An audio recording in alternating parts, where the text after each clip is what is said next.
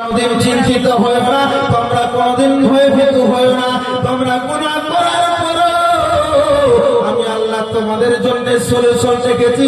আমি আল্লাহ তোমাদের জন্য ওই গুনাহটাকে মাফ করার মতো সিস্টেম পৃথিবীর বুকে রেখে দিয়েছি। সুবহানাল্লাহ। আচ্ছা, আমরা বলতে পারবো কেউ যে আমরা কেউ গুনাহ করে এমন আছি? বলতে পারবো? এখন যদি বলি আমরা এর ভিতরে কে কে বিয়ে করে নিবে, দু চারটা হাত উঠে যাবে। এখন যদি বলি কার কার স্ত্রী মরে গেছে, দু চারটা হাত উঠে যাবে। হ্যাঁ, কিন্তু গুনাহ করিনি আমরা কেউ, এমন কেউ হাত উঠাতে পারবে না। এমন কেউ মায়ের লাল নাই। হ্যাঁ, গুনাহ সকলেই করেছে। তো আল্লাহ নবী বলছেন, হে আমার উম্মত উম্মতিরা, গুনাহ করেছো, ঘাবড়াবার দরকার নাই, তার সলিউশন আছে। তোমরা কি করো? তওবা করে নাও, তওবা করে নাও। তোমরা যদি তওবা করার পর দ্বিতীয়বার আর ওই যদি গুনাহের থেকে না ঘুরে যাও, মুখটা না ফিরাও, ওই গুনার কাজটা না করো, তাহলে আল্লাহ রাব্বুল আলামিন তোমার জীবনের সমস্ত গুনাহটাকে আল্লাহ রাব্বুল আলামিন নেকিতে পরিবর্তন করে দেয়। বলুন সুবহানাল্লাহ। সুবহানাল্লাহ, সুবহানাল্লাহ। গুনাহ করেছি, ওই গুনাহটা নেকিতে পরিবর্তন। তার জন্য সলিউশন কি?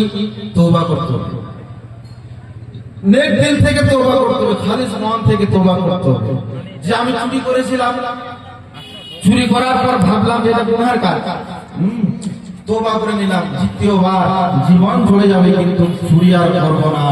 এরকম তওবা যদি আমরা করতে পারি, তাহলে আল্লাহর নবী বলছেন তোমাদের জীবনের গুনাহ খাতাকে আল্লাহ রাব্বুল আলামিন মাফ করে দেয়। তার সঙ্গে সঙ্গে আল্লাহ রাব্বুল আলামিন বলতেছেন, ওয়া ইয়াগফির লাকুম যুনুবাকুম ওয়াল্লাহু গফুরুর রহিম। আল্লাহর বান্দারা,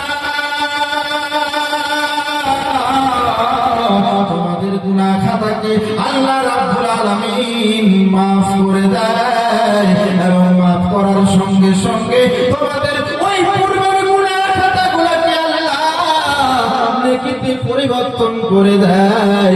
ও মুমিন বান্দারা রে, পৃথিবীর বুকে আমরা গুনাহ করেছি, গুনাহ করার পর যদি গুনাহ থেকে কেউ তওবা করে নেয়, আল্লাহর নবী বলেন ওই ব্যক্তিটার উপরে আল্লাহ রাব্বুল আলামিন এত খুশি হয়ে যায়।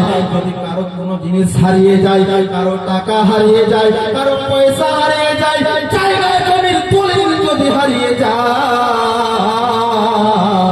কারো যদি স্ত্রী হারিয়ে যায়, কারো যদি সন্তান হারিয়ে যায়, ওই সন্তানকে আবার পুনরায় যদি ফিরে পায়, ওই বাবার মন খানা আনন্দে উল্লাসে যেন ভরে যায়।